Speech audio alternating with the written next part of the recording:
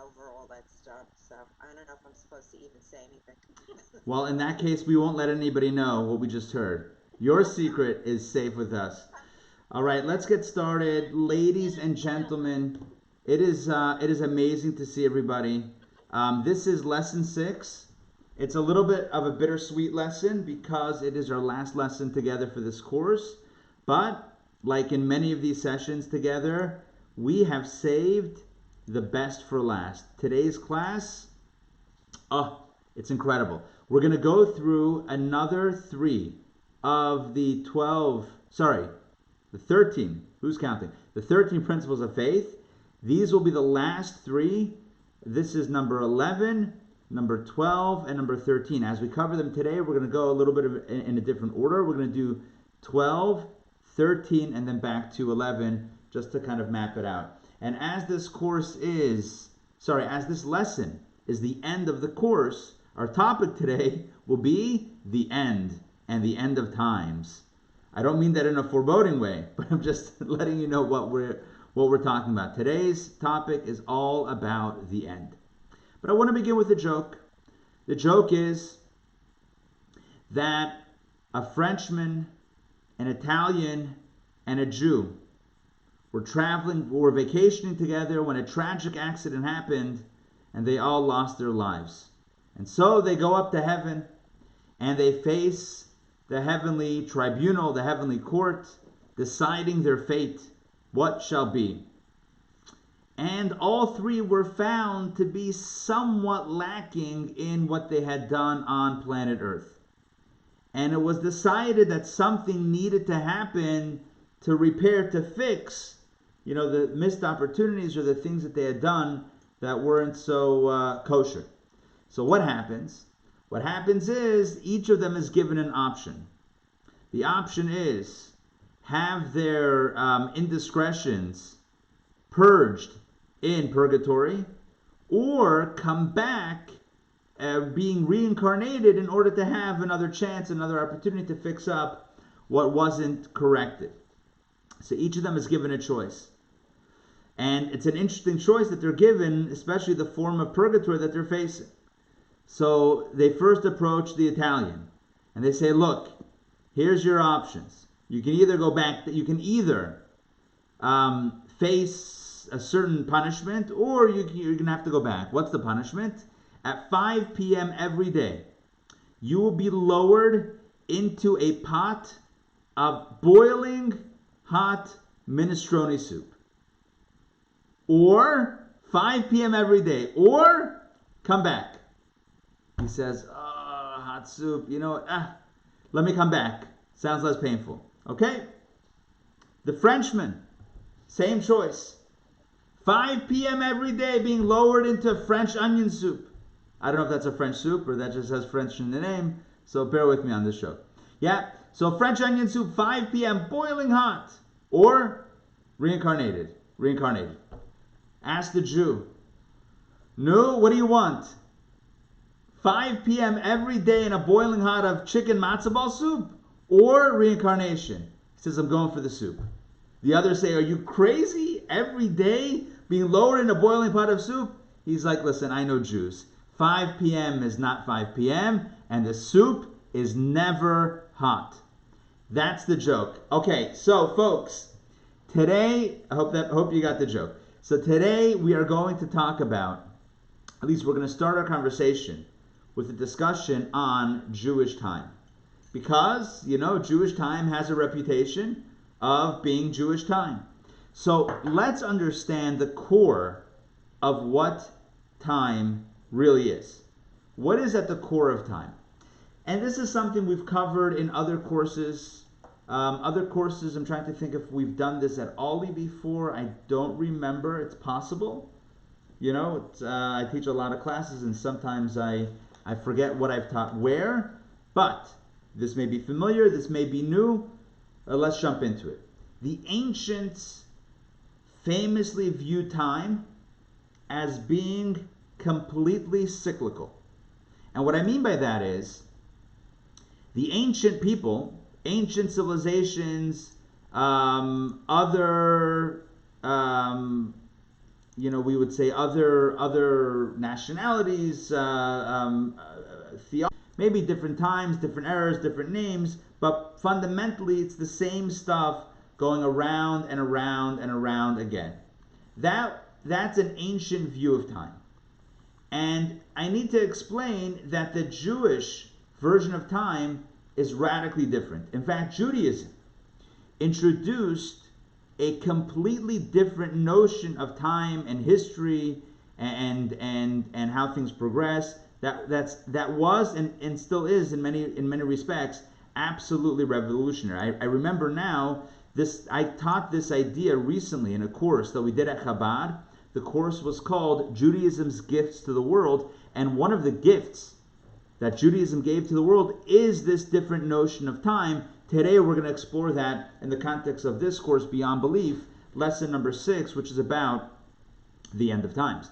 So I want to share with you a text from the text for this lesson. So here we go. I'm sharing this with you.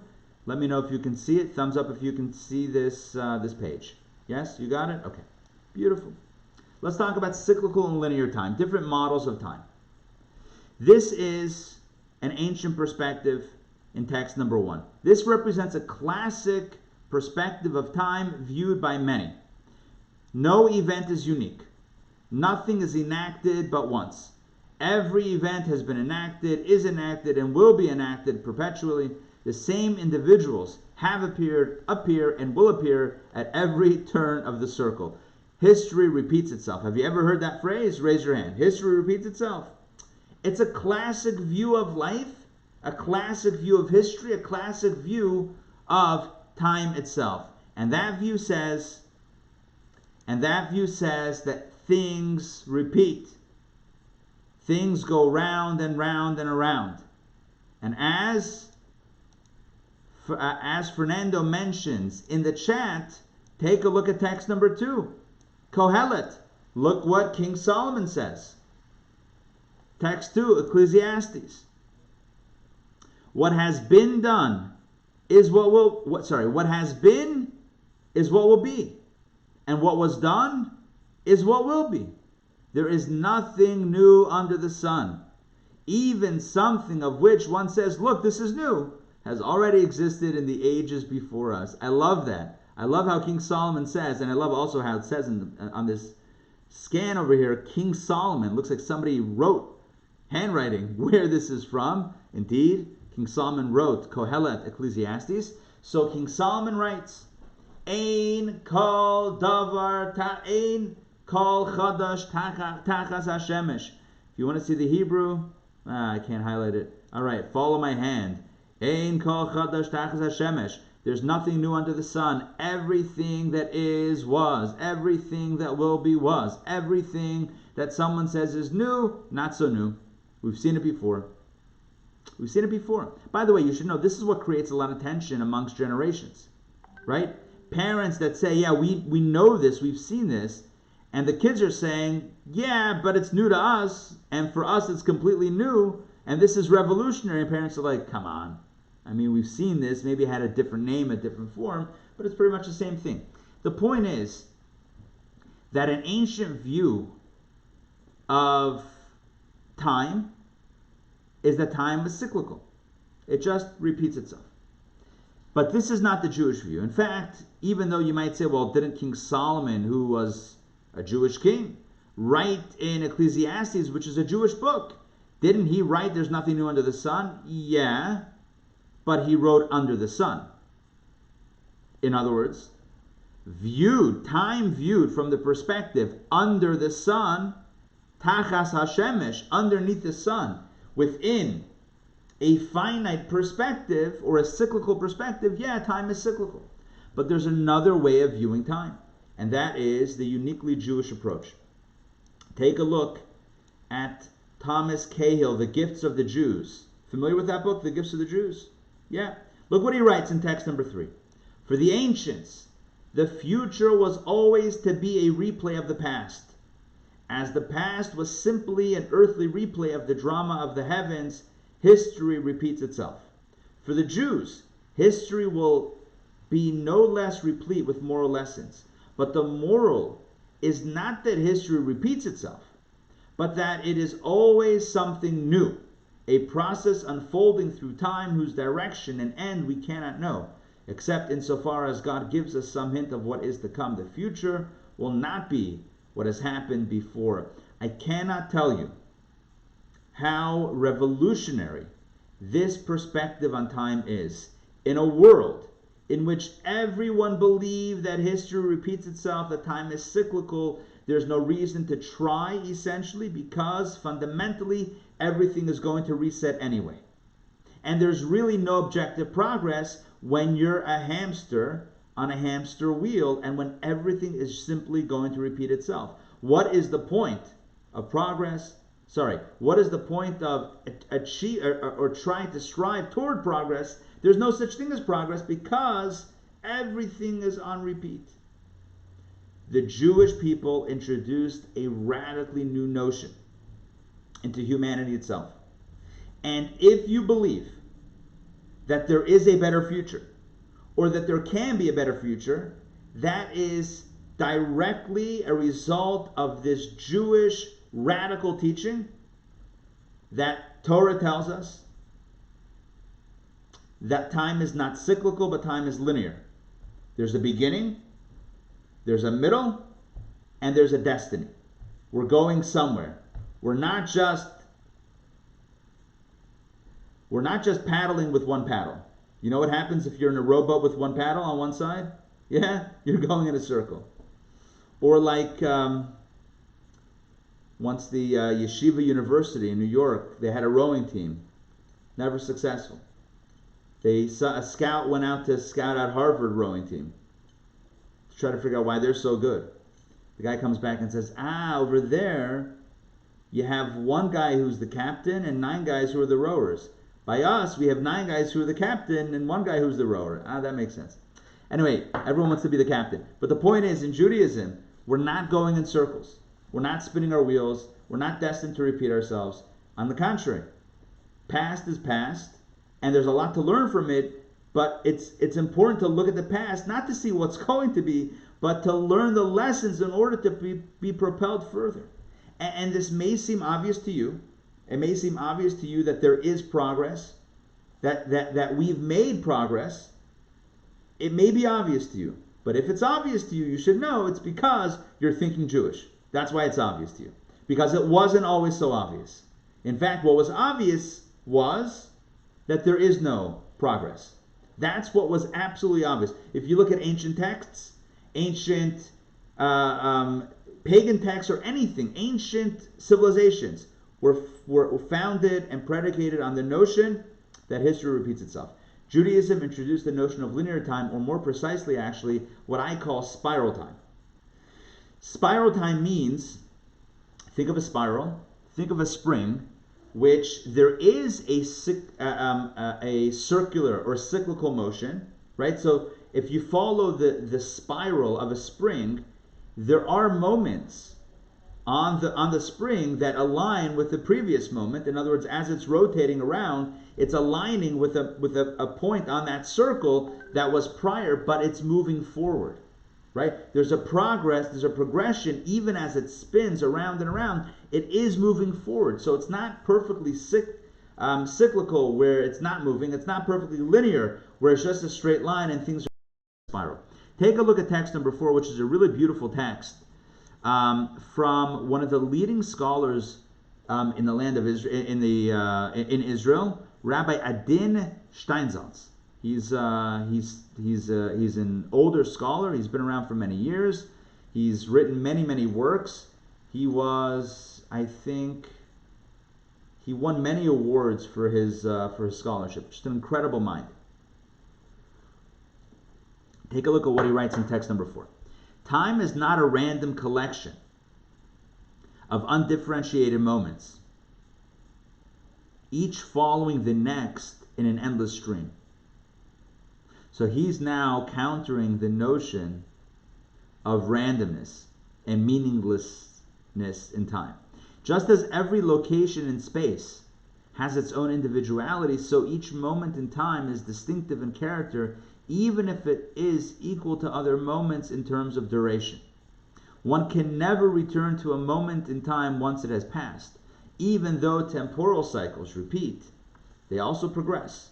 And the spiral, here you have that spiral notion, and the spiral that combines these two dimensions creates points of time that differ in their identity. So again, his point in paragraph number 1 is that no two moments in time are identical. So this debunks the notion of cyclical time, but at the same time, there is the notion of temporal cycles that are repeating. In other words, there are some realignments with the past. So we're drawing from the past to inform the present and the future, but there's progression. So this is the spiral that is both kind of rotating, but also moving forward and moving upward in this case. Let's continue. Next paragraph. We can therefore understand the deep dread within the Jewish tradition for wasting time. Each wasted moment represents a lost opportunity that can never be replaced. The value of time lies not only in the importance of the act in which a person engages in a given moment, but in time itself as the essence of change. It is not enough to fill the hollow of time with whatever filled the previous moment, even if the previous moment was properly filled. Each successive moment must bring change and renewal. So just to explain that last paragraph, which is very powerful, and which also feeds off of the middle paragraph over there, time is, as we said last week, associated with change. So time and change are really connected in a very strong way. And that means for us that each moment needs to bring with it a new energy and something different, something meaningful, and something more meaningful than the past moment. As meaningful as the past moment was, if we just repeat what we've done in this moment that we did in the last moment, then we're not truly honoring this new moment of time. If this new moment of time is truly a new moment, then it requires a new energy. Right? If we're just feeding off of the previous energy, then we're not really honoring this moment of time as a unique entity unto itself. So the core idea here is Judaism places a very, very strong value to time. Not to what we do that takes time, but to time itself. Again, it's not just that there are important things to do, and everything we do happens at a certain time, and therefore time is important. No, it's kind of the opposite. Time itself is precious. Time is valuable. Time is incredibly valuable. To honor time, we make sure that we do good things, honorable things, positive things in that time that is that we are benefiting from right now in this moment. So that's a bit of the Jewish view on time. But really the big idea that I want you to take away from this is the idea that time itself is stretching forward. Time itself is not just a repeat of the past, but there is a progression and there is a destination. Take a look at some more texts on these topics. This is from the teachings of Kabbalah Jewish mysticism, text number 5. Every year there descends and radiates a new and renewed light, which never yet shone. In a specific sense, this also takes place every day. Every day there's a new energy, a new spiritual, a new divine energy that never existed before, which gives it new meaning, new value, new potential, a new purpose almost. Time is not a repeat. There's an increase in energy, there's an increase in potential and in the light of the actual time itself. And finally, on this topic, once again, a modern book, Paul Johnson, A History of the Jews. Take a look what he writes. No people has ever insisted more firmly than the Jews that history has a purpose and humanity a destiny. The Jews, therefore, stand right at the center of the perennial attempt to give human life the dignity of a purpose. In a world that so often paints human beings, and maybe even history and time itself, as futile, there's no point. Yeah. How often do we think that maybe, things are pointless, God forbid? Maybe we're not going anywhere. Maybe there's no room, there's no possibility for progress. in a world that very subtly sometimes insists that we're not going anywhere, Judaism has and will always insist that no, we are going somewhere. We're absolutely going somewhere. This is not a meaningless exercise in just filling, random empty time. This is a forward march heading toward a destination which is essentially a better world, which we'll talk about as principle number 12, which we'll get to in a moment, and we'll articulate it from the inside, from inside the text. But again, I just want to highlight this idea and make sure that it's coming across clearly. The notion that people have that the world can be a better place, that we can clean up the mess, whatever mess that is, right? That if we see injustice, there is a possibility to heal the injustice. That we should never accept and tolerate abuse and violence. We should never tolerate injustice. We shouldn't just shrug our shoulders and say, people are going to be people, what are you going to do? For a long time, civilizations and societies accepted that. And they said, what are you going to do? Men will be men, people will be people. What are you going to do? That's the way things are. Judaism fundamentally rejects that notion. Do not tolerate something that is less than perfect. You ask somebody, what is your greatest hope for the future? What would you love to see? What would you love to see? You want to see the same thing that you see now? Or you want to see a better world? What do you want? Who in their right mind is going to say, I want everything exactly the way it is? With all the injustice and all the suffering and all the pain, all the illness and disease, yeah, I'm choosing exactly this. Who's going to say that? Nobody's going to say that. No good person is going to say that. We'll all say that. What do we want? We want a world that's a better world. A kinder world, a more loving world, a world in which people care about each other, care about the environment, care about, the creatures around us, care for each other. A world in which we stop fighting. We lay down our arms. Reallocate all of the money that we're using to fight each other into things that help each other. Wouldn't that be a nice world? Raise your hand if you think that would be a nice world. Would that be nice? Yeah. Sometimes we think, though, cynically, that it's not realistic. It's not realistic. So look, the world is made of what, 8 billion people? Okay, the next time you meet someone, can you make it a very positive and happy and loving and friendly and warm experience? Sure. Yeah, why not? Why would you choose the opposite, a nasty, mean, insulting experience? Right? It's not. Imagine if everybody did that in every next encounter. Wow, the world would be a beautiful place. It's not outside the realm of possibility. You should know that this is fundamentally the Jewish understanding of where we're headed and really what the purpose is. Right? We have a world that is imperfect by design. It's not a mistake. God created the world imperfect. Not that God couldn't have made it perfect, but if God made it perfect, then why are we here? Right? What's our role here? To be on the beach on a vacation? No. God created us. God put us here.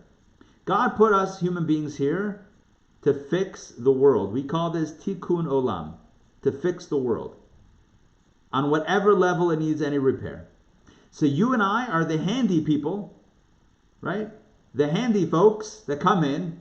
We need some spackling. I don't even know what spackling is, but it just came to mind. Spackling. Never spackled. And maybe I have. I just didn't know it. Whatever. Right? Maybe you need a spackle. Maybe you need to paint. Maybe you need to fix the roof. Maybe you need a little baseboard repair. Who knows? Right?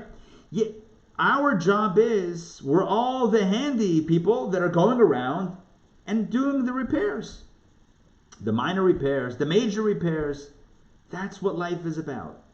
Life is not about simply, enjoying life and not thinking about anything else, and then that's it. We live our life, and maybe we step on a few people, maybe we cause some harm. Whatever, who cares? We only have a certain amount of time. Let's enjoy life. It doesn't matter what happens.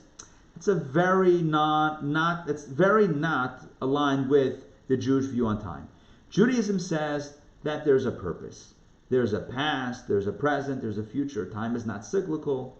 Do whatever you want. It doesn't matter. Right? The view that time is cyclical is, using one of my favorite analogies, is like the Etch-a-Sketch view. Doesn't matter what you do, at some point you're going to shake it up and everything's going to go back to the way it was. That's like no personal responsibility. It doesn't matter. By the way, it takes away the good, but it also takes away the bad. Right? You're not going to make anything fundamentally better. You're not going to make anything fundamentally worse. Things are going to repeat themselves anyway. So, you know what? Doesn't make a difference.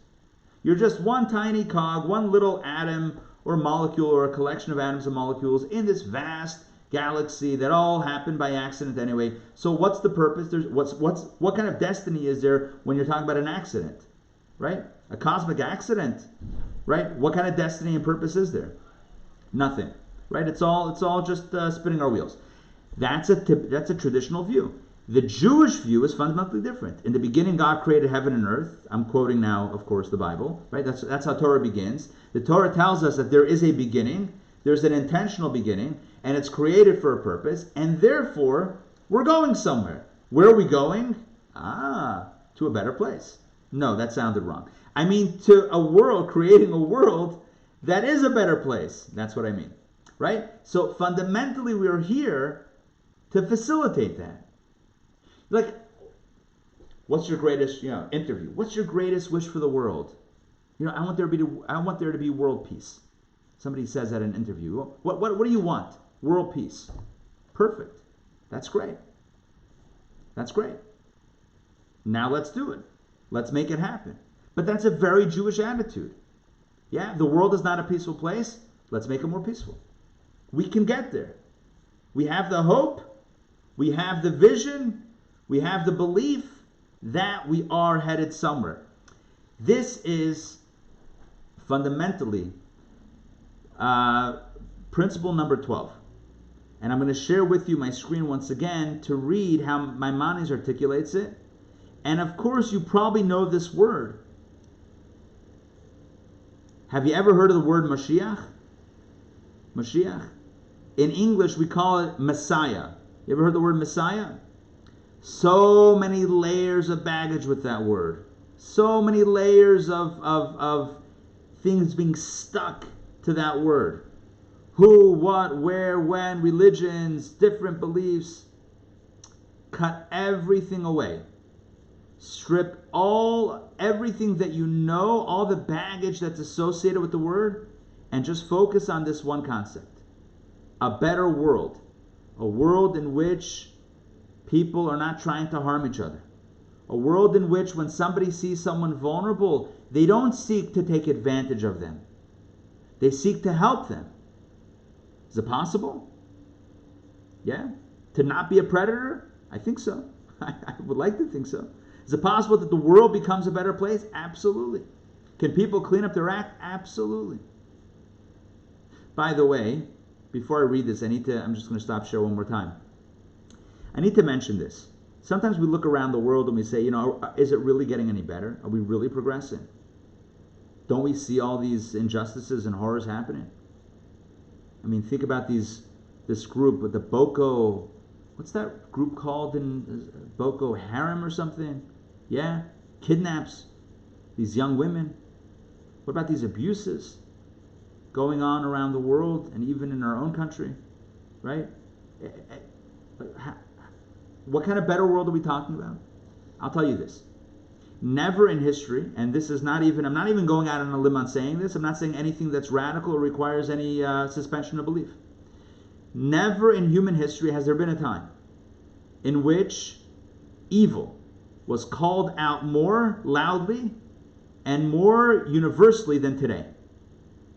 When evil acts are committed, there are more people more loudly calling it out and saying that is wrong, that is wrong, that is wrong, more today than ever before. Go back a few hundred years.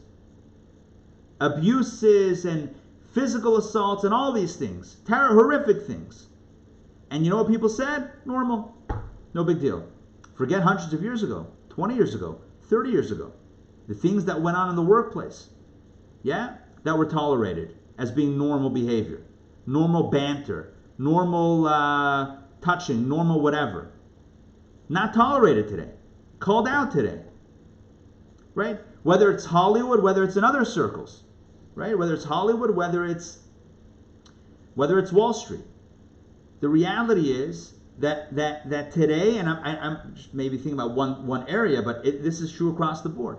Never in human history have wrongs been more clearly identified, labeled, and proclaimed as wrong as today. So are all the wrongs fixed? No. But recognizing the wrong, calling it out as wrong, is definitely a first step to its healing. Because that means that you see the problem. You clearly see it and articulate it as a problem, as opposed to saying, I don't even see the problem. If you can't see it, you can't fix it. If it's normal, if it's normalized behavior, as it was for centuries, for millennia, then you're not going to fix it. When it becomes abnormal, when it becomes wrong, now we're on the way to fixing it. So, is this world perfect? Far from it. Are we recognizing more clearly than ever the imperfections and working on fixing it? I believe yes. I don't think there's a question that more people today are doing good and calling out what's wrong than ever before. Okay, let me go back to sharing my screen to share with you principle number 12. Okay, 12th principle, you hear a word, it's a trigger word. Try to eliminate everything you know, everything you've associated with this word or this term or this idea, and just be open to what Judaism says about it. The 12th principle involves the Messianic age. We trust and are certain that the Messiah will come. We do not consider him late, and although he tarry, we await him. We maintain that the Messiah will be greater than any king or ruler who has ever lived. This has been predicted by every prophet from Moses to Malachi. One who doubts or minimizes this denies the Torah itself. Okay, so that's that. So we have the notion of the Messianic era or age and an individual who is known as the Messiah, okay? But we don't have many details about what that's about. Let's continue though, text number 8. It is well known. This comes from a mystical text, Jewish mystical text. It is well known that the Messianic era, and especially the time of the resurrection of the dead, which we'll talk about in principle number 13 in a moment, that is the fulfillment and culmination of the creation of the world for which purpose it was originally created. If you want to know the destiny, we spoke about linear time or spiral time, time that's not cyclical or circular, but time that's moving somewhere. History is moving toward destiny. What is the destiny? What is the purpose? What is the fulfillment, the culmination of creation? We call that Mashiach, the Messianic era, and the time of the resurrection of the dead, which again we'll get to in a moment. All these things will be explained. But first, let's do some more Maimonides, because Maimonides is going to give us a sense of what is this Messianic era all about. Be open to what he's saying here, and you'll see how this aligns exactly with the way you and I feel, the way we would like a better world to be. More or less, maybe in different terms and more kind of spiritual terms, but it's the same notion. The sages and the prophets, the Jewish sages and prophets, did not long for the Messianic era so that they could rule the world or dominate nations or eat, drink, and be merry. By the way, he says this because many notions of what a Messianic era would look like involve indulgences. You ever hear religious groups talking about like what the reward is going to be, and you have all these physical indulgences and stuff? Okay, so that's not what the Messianic era is all about, but rather that then they would be free to study Torah and its wisdom. In the Messianic era, the main occupation of humanity will be only to know God. The Jews will therefore become great sages, knowing hidden things, and achieve the greatest understanding of God possible for a mortal human being. The prophet thus predicted the earth will be as full with the knowledge of God as the water covers the seabed. Just like when you have an ocean or a sea, the water is completely filling the seabed, right? It's completely filling and covering that. So too, God and the spiritual reality will be covering, will be manifest in a way that it's obvious that is the true reality, in a way that is not at all shrouded or hidden as it is today. So what's the point? What is the Messianic era in short? The Messianic era is a time in which the spiritual truths of everything will be revealed. And part of that notion, part of that spiritual truth, is how connected we all are, and how one we all are, and how we're not as separate as we might think we are, thinking that we are, different beings and disconnected creatures. No. In fact, in other places, in Maimonides, and it's not quoted here in our textbook, in our virtual textbook, but in other places in Maimonides, it says very clearly that in the Messianic era, there's not going to be war or strife. There's not going to be violence and human caused suffering. You won't have hunger or lack of any resources, because people will take care of each other. There's a prophecy, a famous prophecy, of course, that says that in the Messianic era, we're going to turn the swords into plowshares, right? The violent tools of humanity will be converted into tools that are producing food for humanity. So instead of killing each other, we're going to be feeding each other. Now that's a prophecy. That's a wonderful thing. And is it so far-fetched? Again, I don't think so. Why do I say that? Because we've already seen in our lifetime how nations have pledged to reduce the spending on military expenses, and instead have reinvested it in other things that the nation needs, that the country needs, agriculture or other forms of helping the populace.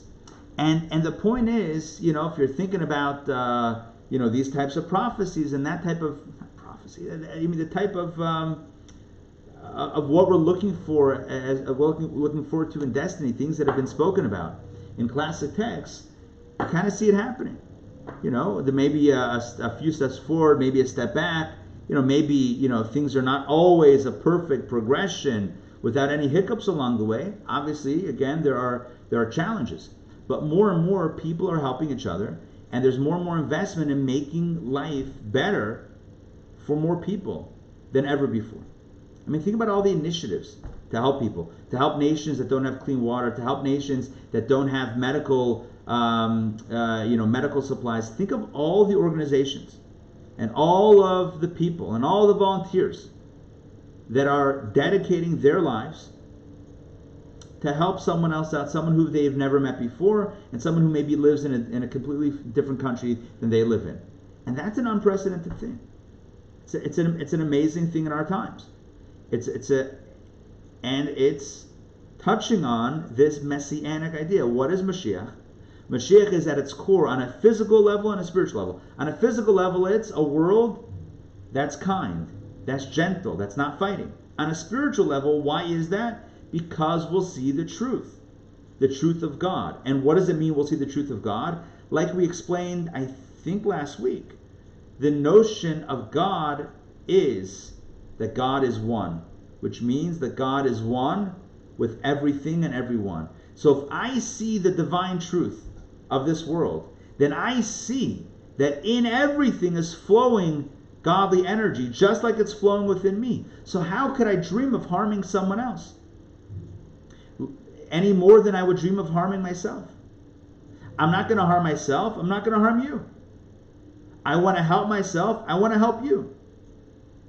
If we see each other simply as different, distinct physical beings, then maybe why should I care about you?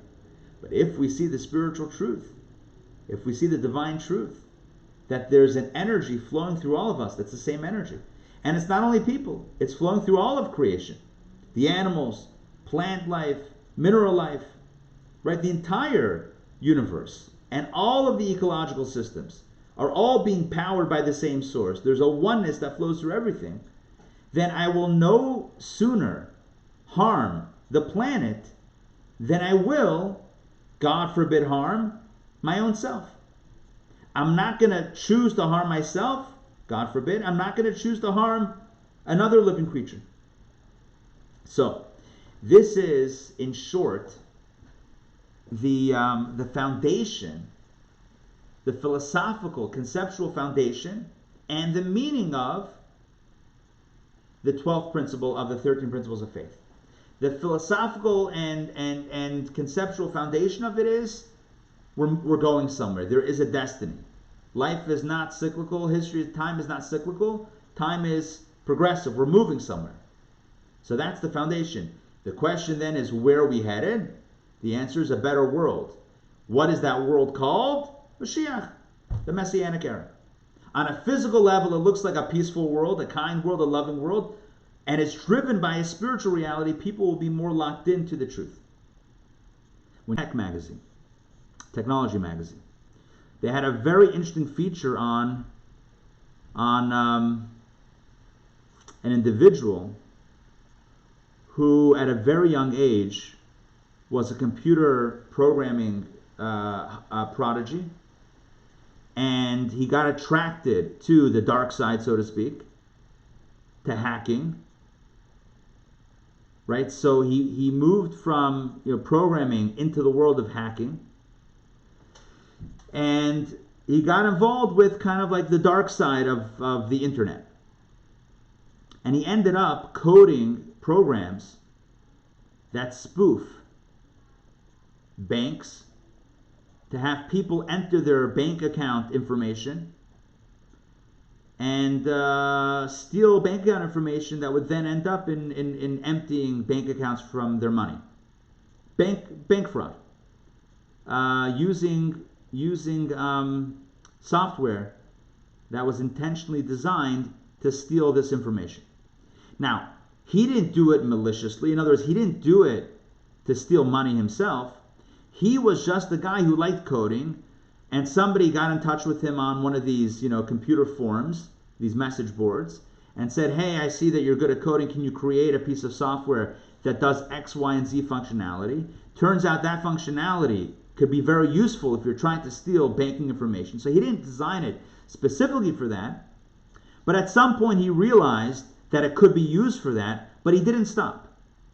And he says the reason why he didn't stop is because there was a disconnect between what he was doing and the victims that this software would potentially be harming.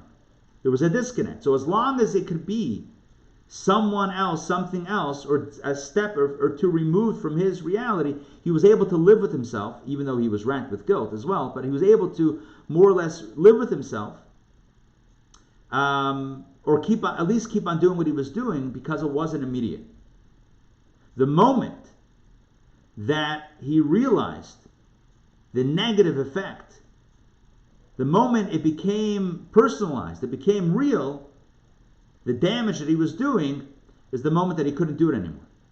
And he said, in general, this is a way to get people to stop doing things that are harmful, is by really bringing out the hurt and the harm in a way that's very real and personal.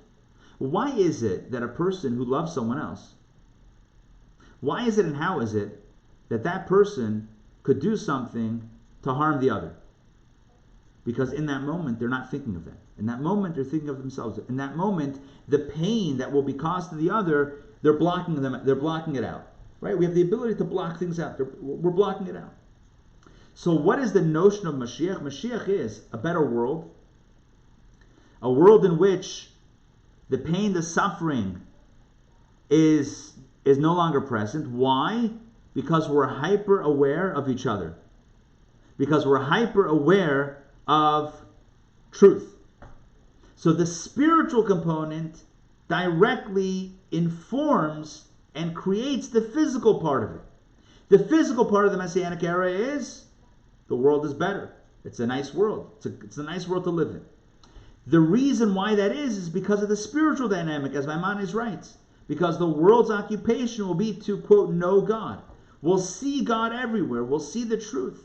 And when you see someone as a soul, when you see someone as a brother or sister, when you can sense their pain and their joy, why would you cause them pain? How could you cause them pain? If you sense it, you can't. It's only when you block it out that you can. When you sense it, you can't. Just like you can't, again, we're talking about normative activities. You can't, in a normative fashion, again, I'm not talking about extreme, things that require other assistance, but in a normative fashion, people don't typically cause themselves physical harm, right? Why? Because it hurts. Why would you want to make yourself hurt? So the same would be true to another and to the world at large. Okay, let me check in now because I've been doing a lot of talking straight, uninterrupted. So let me check in with you guys. Is this making sense? Yes? Unmute yourself if you have a question, if you want to jump in on anything or clarify anything. Please, jump in.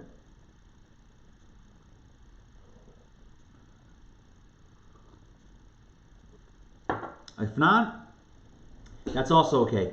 By the way, at any point in time, you can chat in the chat box, and that's another way that I can see what's going on. Okay, good. So let's talk. So this is principle number 12.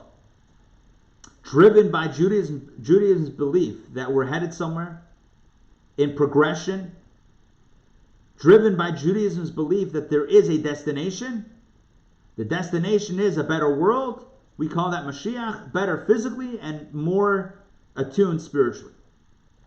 This also leads us to better understand principle number 13, which we mentioned before, which is about the resurrection of the dead. This is probably the most, I would say, the most bizarre sounding of all the principles, right? What is this resurrection of the dead business? What's going on? But let's jump in. Let's read it in the original. Text 10. The resurrection of the dead is one of the foundations handed down by Moses. One who does not believe in it cannot be associated with Judaism or its religion. In other words, Maimonides is telling you that you can't separate Judaism from this idea, this belief in the resurrection of the dead. By the way, you know how we spoke about in the first lesson the notion of these principles of faith not being, faith, matters of faith, but being things that we can know, but be faithful to?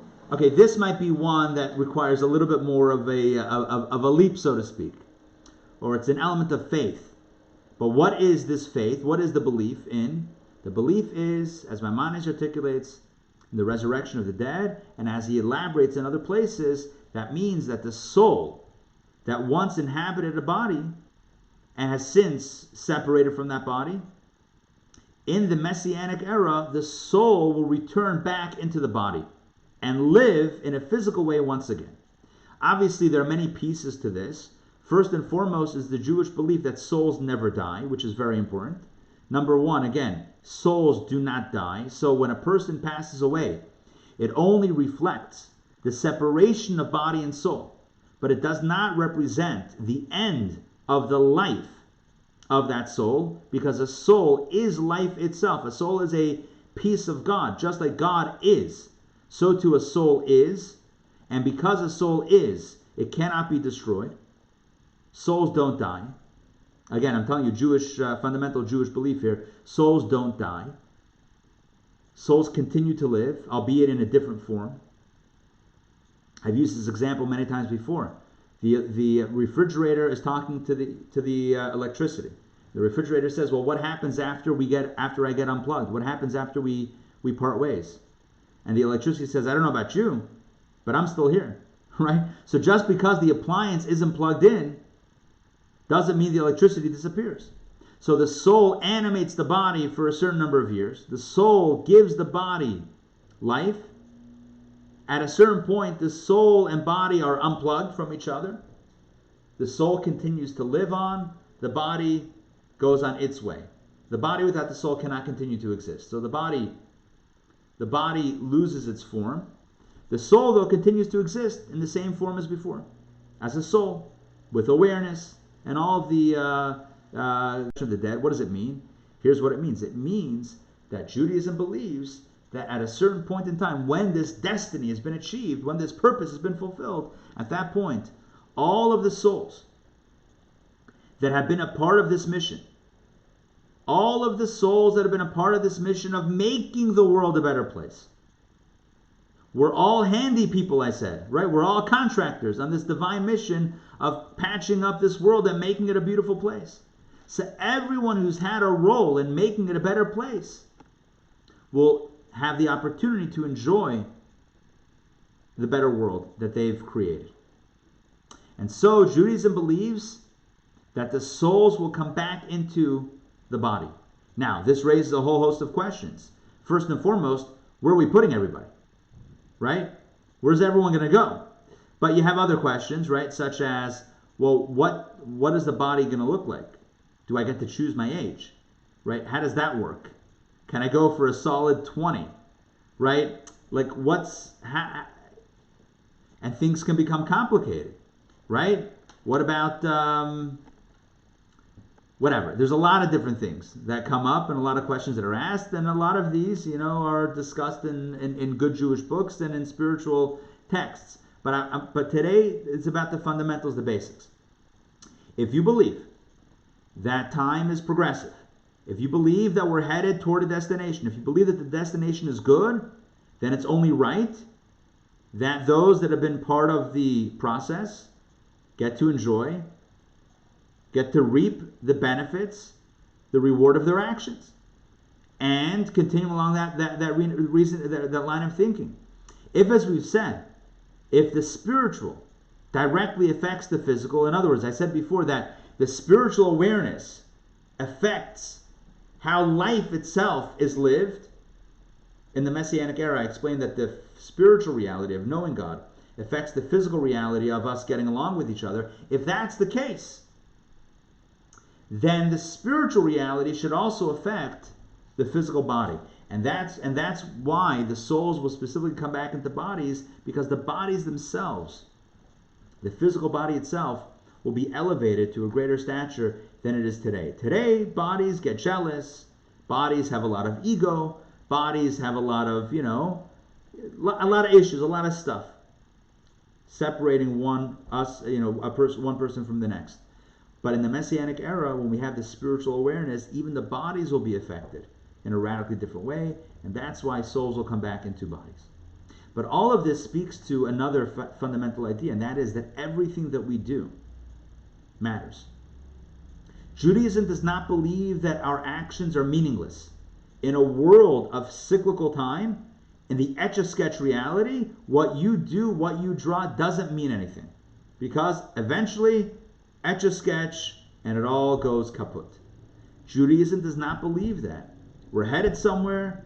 Everything that we do has a role in getting us there. And we're all going to live in that. We're all going to enjoy that final destination together. So understand that fundamentally, what we're getting at here is the notion that our actions matter in an objective way. And that everything that we do either helps further the cause or slightly derails it.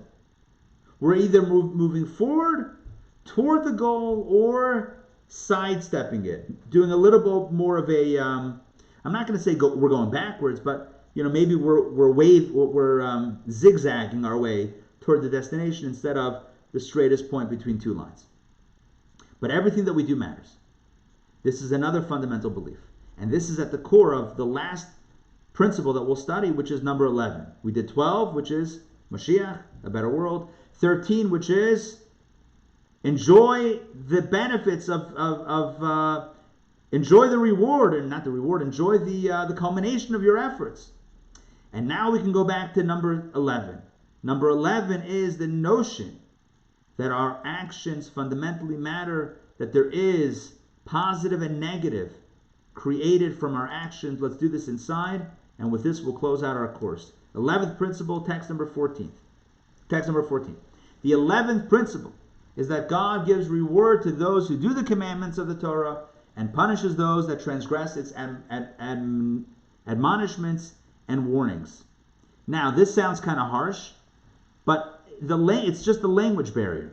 Because what it's saying here is this idea of reward and punishment is not in the typical understanding of reward and punishment that tells us that it's like some sort of divine retribution. No, it's a normative consequence. Do good, and there will be good.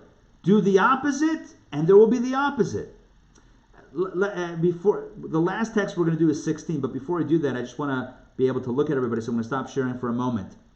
If you live in a house, in a beautiful house, and you start punching holes into the wall, you're going to live in a holy house. No, you're going to live in a house that has holes in it, right? If you knock down a wall, you're going to live in a house that doesn't mess up a relationship, right? You drive a wedge in a relationship. Now you have a wedge in a relationship. Is that a punishment? No. Touch fire, you get burned. Is the fire punishing you?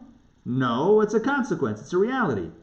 As we'll see in the text 16, if you walk barefoot in the snow and you get frostbite, it's not a punishment. The snow doesn't have it out to get you. It's not a punishment. It's a consequence. If we do things that are healing to others and to the world, we'll live in a healthier world. If we do things that are destructive, guess what? We're going to live in a more destructive world. That's not a punishment, nor is the healthier world a reward. It just is a natural consequence. And now we'll get to the final text and we'll close out this course. This is from the Shalah HaKadosh, the great book called the Shalah. Your evil does afflict you, says the prophet. In other words, punishment for wrongdoing is not a divine revenge any more than frostbite is God's revenge for a barefoot trek in the snow. It is the natural consequence of one's deeds. Just as the Creator has chosen to run his world in accordance with the laws of physics, so too he has instituted a spiritual natural order. The fact that good is beneficial and evil is detrimental to their doers is an outgrowth of their essential natures. Do good, and it's good. Do the opposite, and it's the opposite. It's not a punishment, it's a reality. In a world in which we matter, in a world in which our actions matter, in that world, our actions have consequences. For the good and for the opposite. But one thing we need to know, it's never beyond repair. Because I used this word before, you can always, after punching that hole in the wall, you can spackle. And you can repair the appliances. Again, assuming that spackling is being used in the right term, in the right thing, which I'm not sure of. Assuming that's the case, then spackle. You can fix the appliances, you can repair the wall that was broken, you can fix stuff by doing more good. It's never too late, right? We should never think of it as, too late. The notion of a progressive march toward destiny tells us that we can always take the next step forward, even if we've taken other steps. So today, there's one theme that runs through principle 12 and 13 and back to 11. It's the same core idea, and that is, you matter. What you do matters, and you play a crucial role in why we're all here and why this all came to be. I said before in a previous class that science tells us the hows of the universe, how the universe works, the natural universe works. But Judaism teaches us why. What's the why of all of this? To get to a better place. And how do we get there? This is a different how than the science how. How do we get there? By doing good things. Our actions get us there. You want a happier world? Be happier. You want a more loving world? Be more loving. It's very simple. Paint your walls and you'll have a freshly painted house. Punch your walls, you'll have a punched house. It's very straightforward. So principle 11 is you matter. Principle number 12 is let's get somewhere good. And principle number 13 is, and when we get there, no one's going to be left behind. Think about a relay race. Think about a relay race. Think about a big stadium. Massive stadium like the one in LA, the Coliseum. And think about how there in the middle of the field there's a track. And on the track there's one runner at a time, running around the track, doing the lap, holding the baton. And when they come back to the start, they hand it off to the next person. And then that's their turn to run, and they hand it to the next person. And after everyone finishes, they all take a seat in the stands. Why do they call it stands if you sit? That's another question to ponder. Maybe in the next course we'll talk about that. But after you finish, you go sit and watch the next. Can you imagine how many generations there are before us who ran that lap and handed the baton to the next generation? You and I are now, as long as we're ticking, as long as we're breathing, we're running that lap and holding that baton. So number one, that baton has a legacy. Number two, that baton has a destiny. Number three, the people sitting in the stands that are not with us anymore, they all ran that lap. And they all held that baton. And they're looking at you and I and saying, don't drop the baton. Keep on running. And we're not just running in circles. I know maybe the analogy is not perfect. We're not just running in circles. We're getting to a destination. Don't drop the baton. And when we cross that final finish line, and all the laps are run, and we're finally at that place, you know who's rushing the field? Everyone who's been sitting in the stands is going to rush the field and come back. Because everyone had a role. That's principle number 13. Where are we going to put everybody? High rises. I don't know. We'll figure it out. But that is the Jewish belief, that everyone who's been here will be able to enjoy and reap the benefits of what they've created. So with this, I will bid adieu for this class, for this course. I want you to walk away. Hopefully you'll have walked away with an understanding of the 13 principles of Jewish faith, but how more than just abstract philosophies or ideas or ideals, these are calls to action. And if you believe in 11, 12, and 13, what that means is that your next action matters, and the action after that matters, and the one after that, and you will not stop until you've done good and shared good with the rest of the world. That's something to be faithful to, and that's something that I think is truly actionable. So, may we continue to do good. May we continue to heal this world. Keep on spackling. I will not stop saying spackling. Keep on spackling. Keep on painting. Keep on repairing. We're getting there. And the more beautiful it looks, the more you notice the flaws.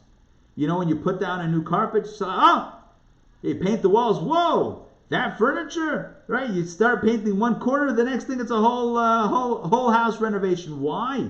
Because the more beautiful things are, the more you notice what still needs to be fixed. We're in a world that we're really noticing what needs to be fixed, but it's because, like I said before, we're healing. We're getting there. We're getting close. Keep on healing the world. Make the world a better place. We're all going to benefit from it. We're all in this together. Not in the cliche way, but literally. We're all doing it. We're all part of this activity. So thank you for joining me for these 6 weeks. I hope they've been meaningful for you. I hope you've gained from the experience. I hope you're energized to live each moment, to give it life and vitality and meaning, and especially beauty and love. Thank you. Thank you. Thank you. This was great, and nothing's been decided for the fall yet, so we may go back to class. Okay. But there will always be online also. Good. So I will personally reach out. I know that many of you reach out to me